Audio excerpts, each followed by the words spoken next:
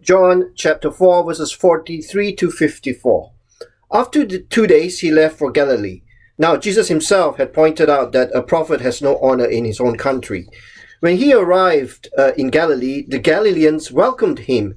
They had seen all he had done in Jerusalem at the Passover festival, for they also had been there. Once more he visited Cana in Galilee, where he had turned the water into wine. And there was a certain royal official whose son lay ill in Capernaum. When this man heard that Jesus had arrived in Galilee from Judea, he went to him and begged him to come and heal his son, who was close to death. "Unless you people see signs and wonders," Jesus told him, "you will never believe." The royal official said, "Sir, come down before my child dies." "Go," Jesus replied, "your son will live." The man took Jesus at his word and departed. While he was still on the way, his servants met him with the news that his boy was living.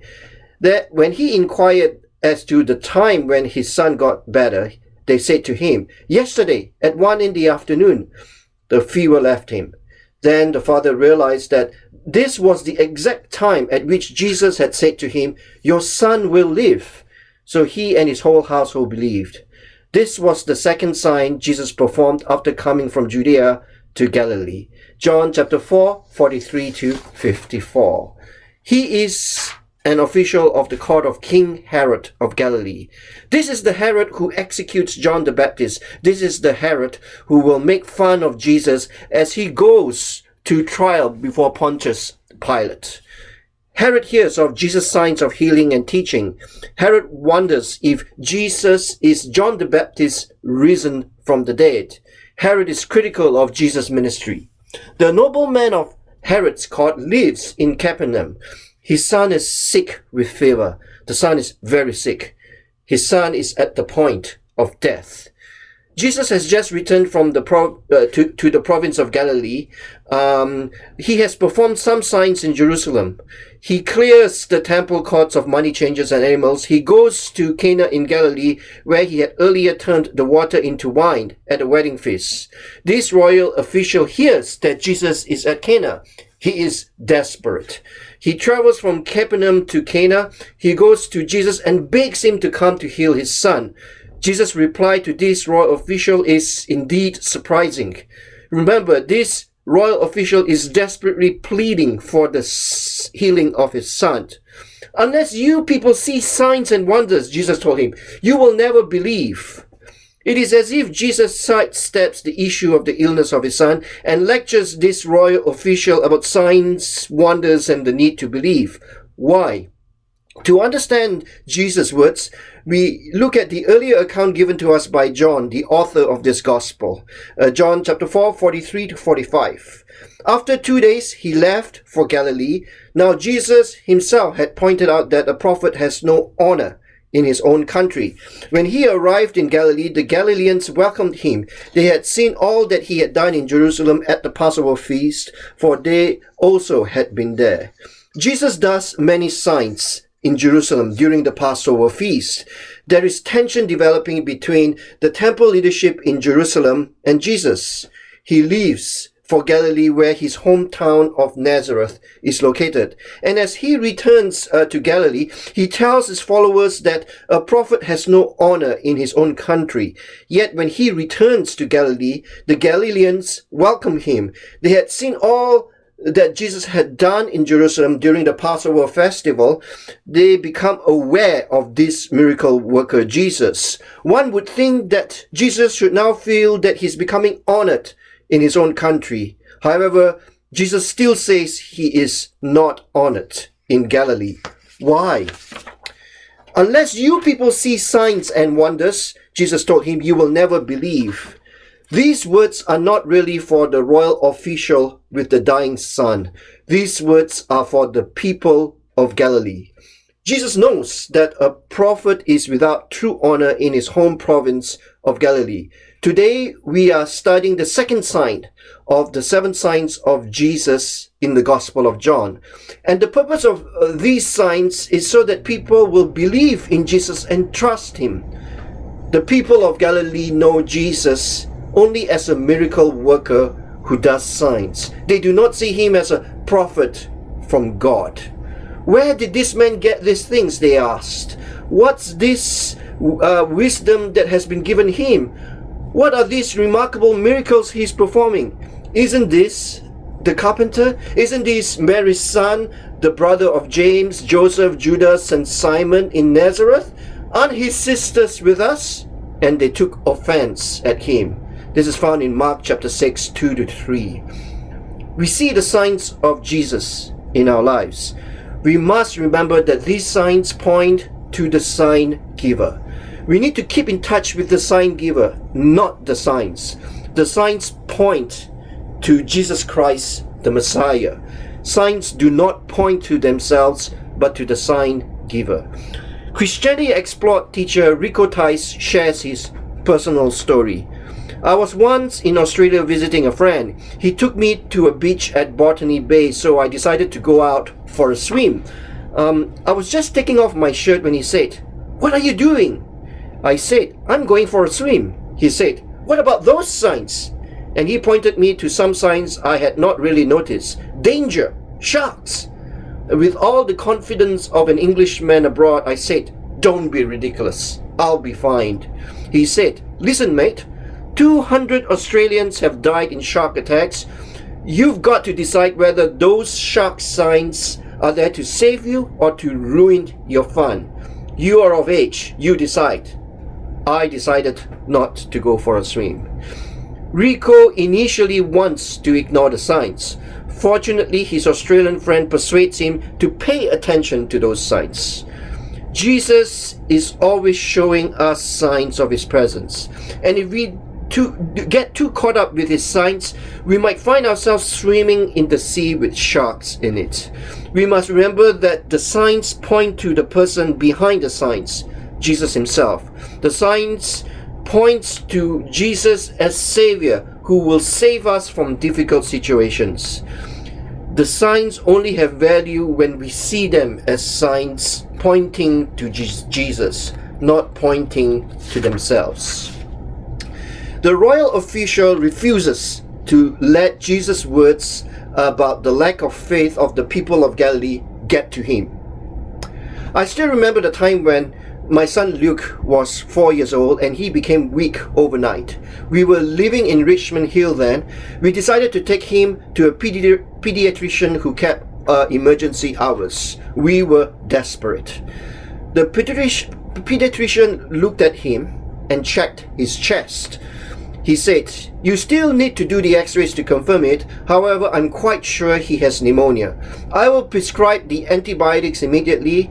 Here is the requisition for the antibiotics. Here is the requisition for the x-rays." So Luke started taking the antibiotics before he went for the x-rays. Luke was looking better within a matter of days. I will always be grateful to this pediatrician for taking the initiative to prescribe Luke with the antibiotics even before he does the x-rays to confirm that he, Luke, has the pneumonia. The royal official said, "Sir, calm down before my child dies." "Go," Jesus replied. "Your son will live." The man took Jesus at his word and departed. The royal official has no hesitation about Jesus. He is a father with a mission. He does not want to lose his son. "Sir, I know you are here in Galilee. My son is dying in Capernaum. Please, sir, come down before he dies." And I see this request of the royal official as a form of a prayer. He is not intimidated about what Jesus has just said about signs, wonders, and faith. He ignores the statements that his boss, King Herod, says about Jesus being John the Baptist risen from the dead. And Jesus might look like the eccentric John the Baptist. However, Jesus has healed many people. My son needs healing right now. Jesus, please help us. Sir, please help us. The royal official calls Jesus Sir.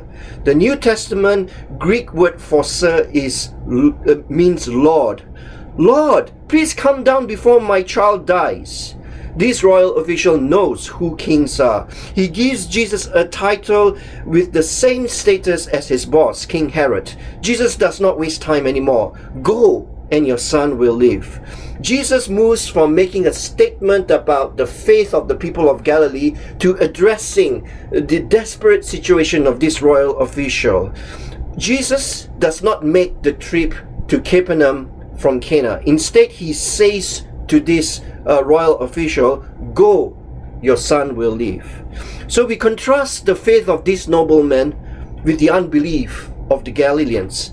The man takes Jesus at his word and leaves. In the New Testament Greek, it reads like this: the man trusts Jesus' word and leaves. The man believes Jesus' word and leaves. While he was still on the way, his servants met him with the news that his boy was living. When he inquired as to the time his son got better, they said, "Yesterday at 1 in the afternoon, the fever left him." Jesus heals the official's son while in Cana, about 17 miles away from Capernaum. The fever leaves the son the same time as Jesus says, "Go, your son will live." Somehow, Jesus heals by being at two separate places. At Cana, but somehow he's also present at Capernaum.